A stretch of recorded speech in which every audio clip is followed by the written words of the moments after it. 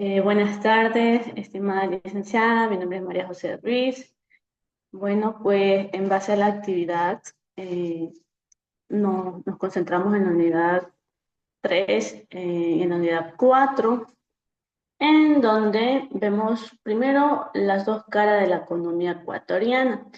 Hoy, basándonos en lo que pudimos ver en los videos de la clase, vamos a reflexionar sobre una realidad económica que nos concierne directamente como ecuatorianos.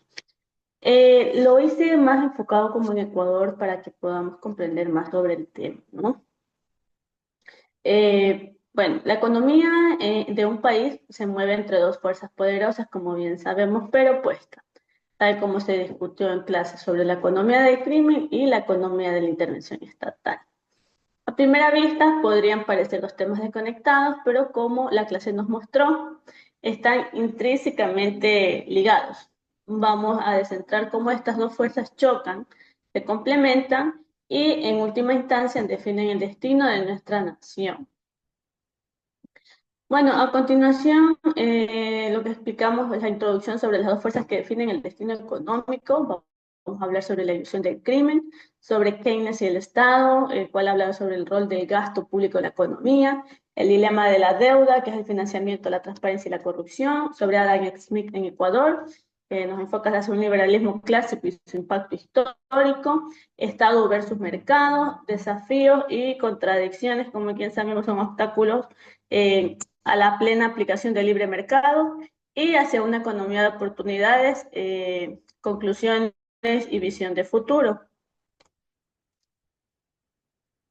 Bueno, la ilusión eh, de la economía ilegal. A primera vista, ratito, ya. A primera vista, el dinero que mueve el crimen organizado, como el narcotráfico o la extorsión, podría parecer que circula en la economía. Sin embargo, esta es una ilusión peligrosa. El crimen no produce, no innova, no construye. Simplemente se apropia de la riqueza que otros han creado. Como este primer punto se tocó en la clase, el debate sobre la economía de El Salvador y cómo la delincuencia se infiltraba en su tejido productivo, lo cual nos obliga a preguntarnos, ¿genera la actividad criminal algún tipo de beneficio económico?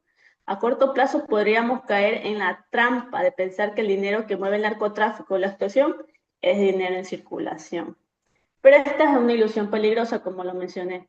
El crimen no produce, no innova, no construye, simplemente se apropia de la riqueza que otros han creado con su trabajo. En el caso de Ecuador, esto se manifiesta de forma muy tangible. Un pequeño comerciante que debe pagar, por ejemplo, vacunas, eso lo vemos a diario, para no ser así de esta forma extorsionado. Eh, Prácticamente se puede ver cómo las ganancias diarias se fuman, esa pérdida de capital impide que contrate a más personas o invierta a su negocio. Un agricultor, por ejemplo, que ve su producción secuestrada, robada, no tiene incentivos para seguir sembrando y se ve obligado a dejar sus tierras. Una fábrica multinacional que evalúa invertir en el país se detiene en seco al ver los costos de seguridad y el riesgo para sus empleados. En sí, la inseguridad es la política económica más destructiva que puede existir, porque destruye la confianza, desincentiva la inversión y roba el futuro.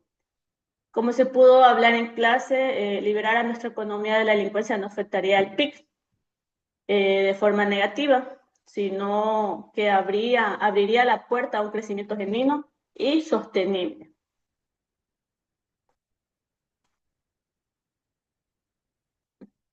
El costo real de la inseguridad, como lo mencioné anteriormente, es esta, o sea, la actividad criminal tiene un impacto devastador en la economía del Ecuador. Uh-huh. Entonces, prácticamente es un tema de mucha importancia que se tocó en la clase. Por ejemplo, nosotros podemos tener nuestro propio negocio y que vengan personas que a extorsionarte, vengan prácticamente a querer llevar tus inversiones, sí, es un poco triste, es devastador y sobre todo, como lo dice, es destructivo, ¿no? Porque prácticamente se destruye la confianza, desincentiva la inversión y roba un futuro. A continuación, vamos a hablar sobre el pensamiento keynesiano. el Estado como motor. Bueno, ahora pasemos a la otra cara de la moneda que nuestra profesora nos presentó, la inversión del Estado. Aquí es donde entra en juego John Maynard Keynes, una de las figuras más influyentes, como bien lo sabemos, del siglo XX. Keynes propuso sus ideas en un momento de gran crisis global, gran depresión, mientras las teorías clásicas decían que la economía se recuperaría sola. Él dijo, el Estado debe actuar, ¿no? Pero su concepto central de la demanda agregada, que no es otra cosa que el gasto total de un país, en el que Keynes argumentaba que es momento de recesión, el consumo privado cae y es ahí donde el gobierno debe intervenir con gasto público. Aquí es donde el concepto de efecto multiplicador, como lo vemos en la diapositiva, se vuelve fascinante. La clase nos dio, por ejemplo, un claro ejemplo.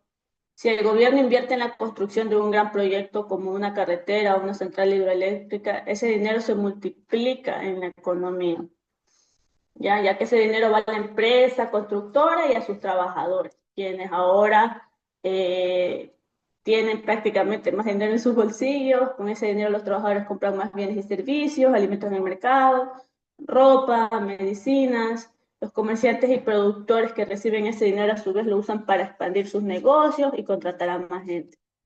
Así, un solo dólar de inversión estatal puede generar múltiples dólares de actividad económica en Ecuador. Esto se evidenció en el auge petrolero de la infraestructura. Pasamos a un cuarto punto, que es el desafío, el equilibrio entre deuda y transparencia. Bueno, sin embargo, el pensamiento keynesiano viene con una advertencia, una que resuena particularmente fuerte en nuestra historia, como se debatió en la clase. La pregunta que surge es, ¿cómo se financia este gasto público? La respuesta a menudo es la deuda.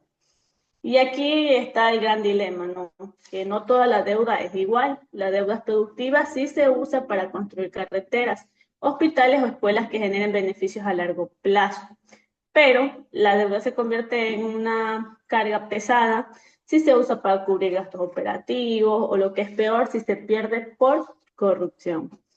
La corrupción actúa como un agujero en la teoría del multiplicador. Cada dólar que se desvía por actos corruptos es un dólar que no llega a la economía real, que no se multiplicará más empleos o más oportunidades. En Ecuador estamos claros que el sobreendeudamiento y la falta de transparencia en el uso de los fondos públicos han limitado nuestra capacidad de crecimiento y nos han hecho vulnerables. ¿Ya? Adam Smith y el liberalismo en Ecuador. El pensamiento de Adam Smith, con su énfasis en mercados libres y mínima inversión, han tenido influencia parcial y controversia en Ecuador. Dice que él crea, ¿no? La mano invisible, la idea de que el mercado se autorregula, choca con la necesidad de un Estado que históricamente ha gestionado recursos y crisis. A finales del siglo XIX, perdón, durante la Revolución Liberal liderada por Eloy Alfaro, se implementaron reformas que en cierta medida resonaban con ideales liberales. Se promovió la libertad de conciencia, la educación laica, y en lo económico se buscó modernizar el país con la construcción del ferrocarril. Sin embargo, este liberalismo se centró más en aspectos sociales y políticos que en una total apertura económica, y el Estado mantuvo un rol central.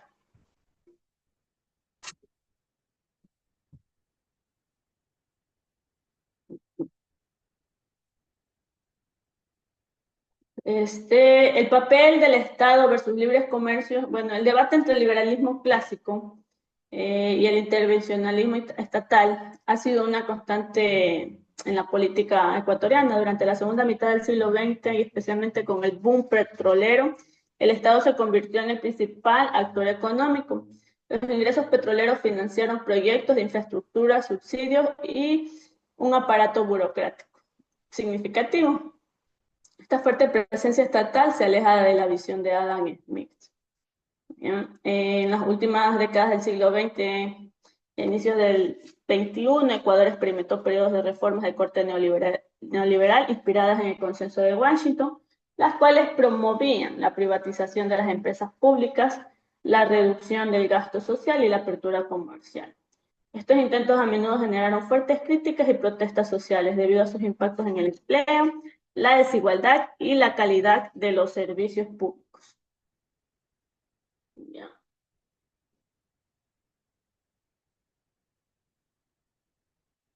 El eterno debate versus Estado.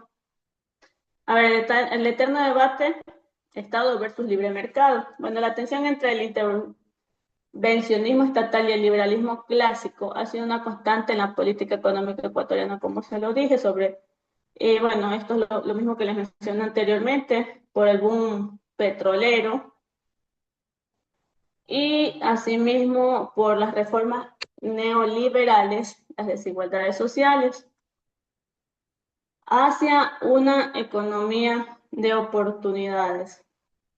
Bueno, esta se refleja en que la seguridad es el punto de partida para cualquier desarrollo económico sostenible. Combatir el crimen es la primera y más importante política económica. El reto para Ecuador es usar el gasto público de forma inteligente y transparente para que cada dólar invertido se convierta en empleo, prosperidad y un futuro más seguro para todos.